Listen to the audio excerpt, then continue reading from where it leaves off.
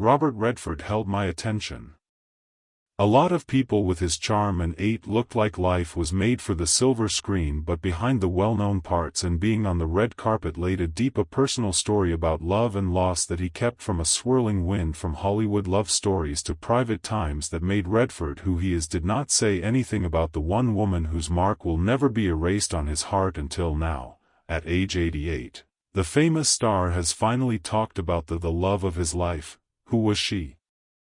Why did he keep this secret from everyone? Since you've known Robert for so long, Robert Redford is one of the best stars of all the time, that guy with the golden hair with a smile that made the screen shine in the story of Butch Cassidy and the Sundance Kid, the sweet lead in The Way We Were with Barbara Thread. But a long time before Hollywood hands on him, Robert was just like everyone else, kid growing up in a home from the working class. His dad was in Santa Monica, California, a bookkeeper, and his mother ran the family. They ran and lived a simple life in Venice. It wasn't the start you'd expect for someone who will eventually be chatting with the biggest stars in the world from a very young age. Robert, he liked art, sports, and he liked being outside more than school, so he thought he was a bad student because he couldn't pay attention in class. But boy, could he pay attention on the tennis field or with a pen in his hand. He even got to warm up tennis legend there was Pancho Gonzalez at the Los Angeles Tennis Club. What could be worse? Wasn't his thing, and he had trouble when he made it to the University of Colorado. Things went badly from the start. He failed his classes because he drank too much. Got kicked out in the end. That would have been the end of his tale, but for Robert, that was just the start. He floated through Europe getting wet live in places like France, Spain, and Italy, where he lived simply by drawing and painting and making up his mind about what he wanted to be. During this time, the first signs of playing was set up. By the time when he got back to the U.S., he was ready to. He moved to New York to try something new. He went to Pratt Institute to study painting and then tried acting in the American. He wasn't an Academy of the Dramatic Arts, not a lot of big breaks right away, but he kept doing it and played small parts on stage and TV. Now let me talk about the love story that changed a lot in Robert's life. It was the late 1950s. He got to know Lola Van Wagenen, who was Robert wasn't calm or steady in any way. She came with her Mormon faith and from Utah's Provo, a long way from Robert's California home growing up, but they still clicked. She saw something about him, and he saw something, and the bond between them was so strong that in 1958, they ran away together, leaving her parents, once a young couple, to think about it. Not much more than kids running off to get. They got married because they couldn't stand to take part. It's what romance is made of, books, but they had a hard time in at first. Robert was still trying to get ahead as an actor, and money was tight. The places they lived were small. Barely got by with the work he could find. Then tragedy struck. Their first Scots child died of a sudden baby death syndrome. It was terrible, the kind of. It was a loss that would have broken anyone. Lila's death brought them closer in some ways. Robert's strength helped him through after that. He said she was the love of his life. And it's easy to see why. She stood by him when he was sad and doubt, always thinking he'd make it. As Robert's job got better, things got busier and more difficult for him. The Broadway play was her big break. Barefoot in the Park was put on in 1963, where he played a young husband, Elizabeth Ashley. People loved him, and soon, Hollywood began to pay attention. He was in TV shows like Twilight Zone and Perry Mason before attempting to land his. By the late 1960s, he had already had his first big movie parts. Was a real movie star. You see him in Butch Cassidy and the Sundance Kid. He was in the Sundance Kid with Paul Newman, right? It was electric between them, and the movie was an instant hit. Robert, he was more than just an actor, he was a star. Well known, but fame comes at a cost, doesn't it? Robert worked all the place, often for months at a time. Lola was at home taking care of their 3 kids, Shauna, David, and Amy the stress of keeping his skyrocketing balancing work and home life began to wear on their relationship. Robert has admitted to being in late in life that he wishes he had putting his family first more often. He was they are bold, driven, and maybe a little too meant to make a name for himself, but it was tough to see another way back then. Even though their marriage was having trouble, shared some lovely times, Lola wasn't just his wife, she was his listening ear for him. Confident she backed up his choice to start the Sundance Film Festival rose to fame as it changed the game for independent artists. Robert really cared about this project. Something that showed what he believed in, taking chances and giving new views a voice in the movies without Lola's help, who no one knows if Sundance ever will have. But by the middle of the 1980s, their marriage had too many cracks for comfort. Big to ignore, they chose to split up in 1985, after being married for 27 years. Wasn't a bad split. They stayed together, friends, and continued to raise their children together. Still, kids, it was the end of an era. Robert later called Lola the love of his life. A feeling that a lot about how close they are to each other. Even though they weren't able to make their marriage work, she left a mark that can't be erased on him. After Robert and Lola broke up, he went through big changes in his life, losing both emotionally and professionally. That strong hold on his marriage was tough, no doubt about it, but Robert didn't let the broken heart stop him. In 1987, not long after she left him, Robert I met the fiery Brazilian Sônia Braga. Known for taking on risky jobs, lively personality, the two got along fast, and their love was electric. Not only was Sônia pretty, she had a fiery energy that seemed to match. In Robert's own words, they've only been together for a short time, but our time together wasn't like any other. At this time, Robert was busy getting the movie, The M.O. Beanfield War, out there. He directed a movie that looked at the problems of a small town in New Mexico against developers who were too greedy, but the movie didn't pretty much smash the box office. It was rich with reason and heart, two things Robert deeply valued. What it was like to be with Sônia, a tornado full of exciting events and similar interests. They even went to go to a film event together, where still lit up the red carpet. As much as their friendship was very strong, went away just as fast. By 1988, they had gone their different ways. After many years, while shooting in Havana in 1990, Robert's life took another turn he didn't expect.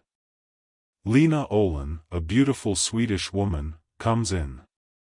Actress with sharp eyes and an attractive charm. How the two worked together, it wasn't just on screen, it spread.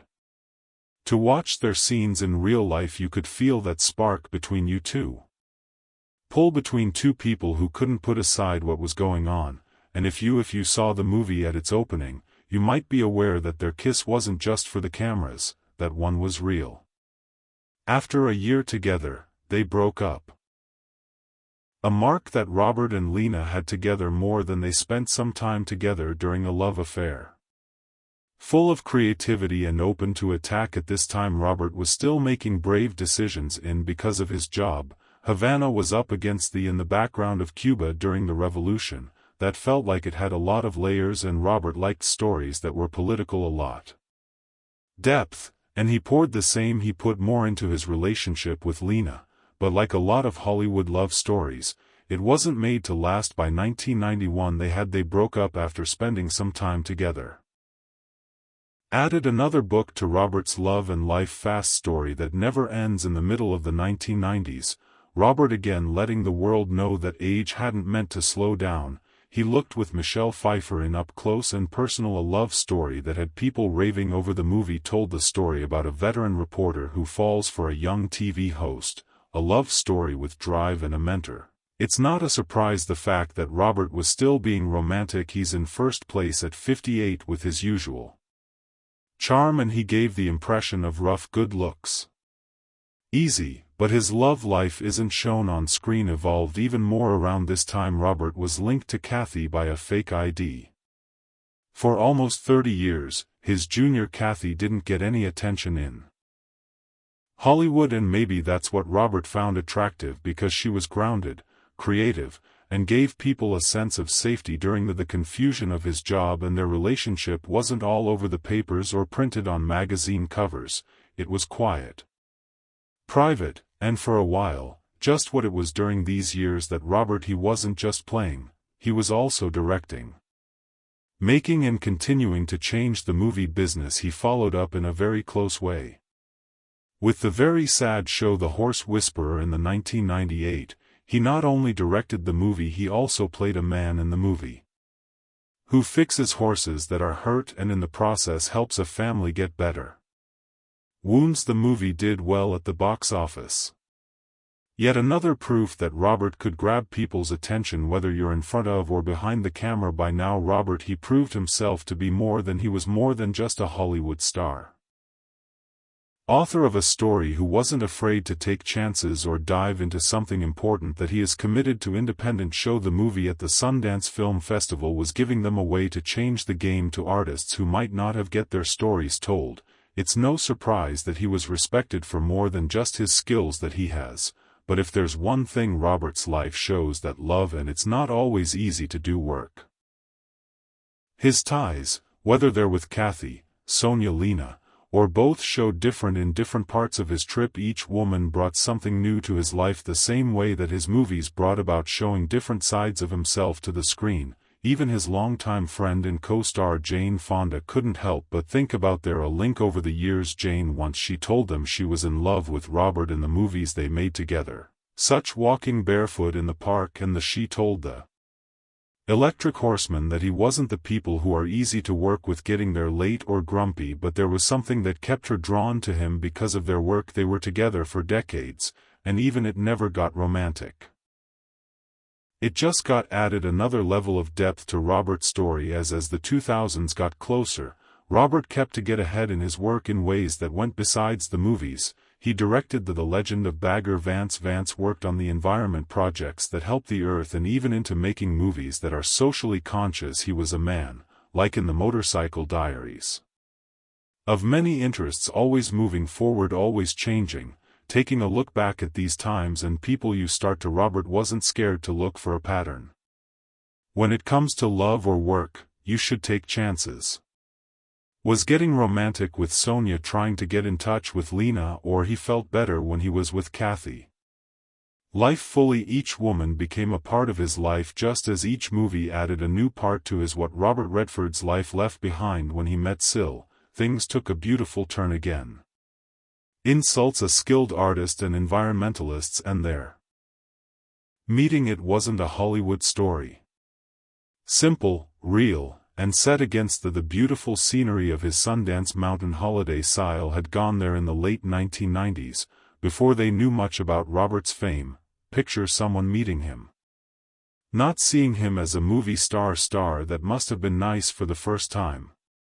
Robert, who lived for a long time in the public eye, she even said afterwards, she rented a bunch of his movies before their first meal just to catch up, but he didn't talk about them at that first meeting. Wasn't about fame at all, or movies, it was about two people. Robert once told her that she wasn't getting to know him as an actor made the feel more human and real in your relationship. Over time, that bond grew stronger and they got married in a small church in 2009. Ceremony in Hamburg, Germany, where she grew up. Syl is an artist, and her work shows that.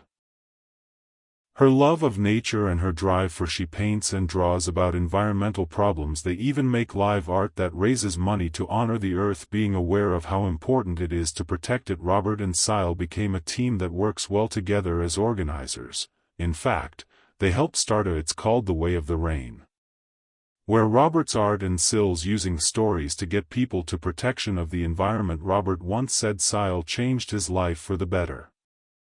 And you can see how much they loved each other because the surroundings made them even further apart. While Syl became an important, Robert's love for in his later years his kids and grandkids will never walked away with his first wife Lola Van Wagean had 4 kids, Scott, Shauna. Scott died, which was sad for James and Amy. Away from SIDS when he was only 2 months old, a loss that will never be forgotten. Robert has talked about how in talks, it will always hurt to lose. Scott went away, it changed him. And maybe it changed the way he thought about life and getting along with his second son James Redford. He closely followed in his father's follow your steps. James was an artist and an environmentalist, telling stories to bring attention to. He led on important issues, made films and worked on projects that brought attention to the urgent need for giving blood and organs after having 2 liver transplants himself. With James and Robert, helped start the Redford Center, a non-profit whose main goal was to make films that changed the surroundings without losing. James died of liver cancer in 2020. Another sad moment for Robert. He said that James was someone who was filled with hope and always on changing the world into a place. James left behind a memory as more than just a filmmaker, but as a dad and a source of people who knew him, looked up to him. Robert felt a lot of sadness for James.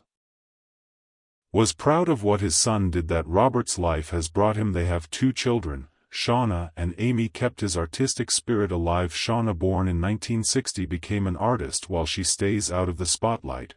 Her work and family life show the same peace.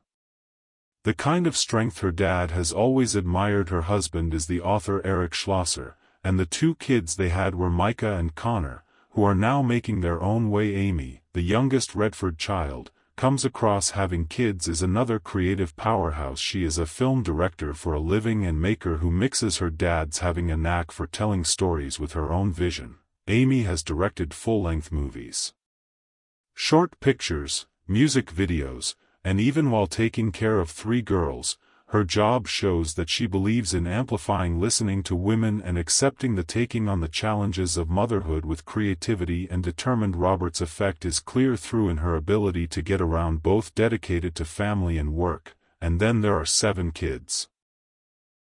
Robert has found happiness in seeing the next generation get bigger. Dylan, my grandson, has stepped up into the family's history of making movies and even got Robert to lend him his Give Your Voice to a movie called Omnio, a fast boat. A Fantasia. Could you see Robert Redford making a shark that shows he hasn't lost his funny side or his desire to help his family with their artistic projects even as his family changed and grew? Robert worked all the time. In 2010, she took on some of the most interesting parts in all of his. He played a man who got lost at sea.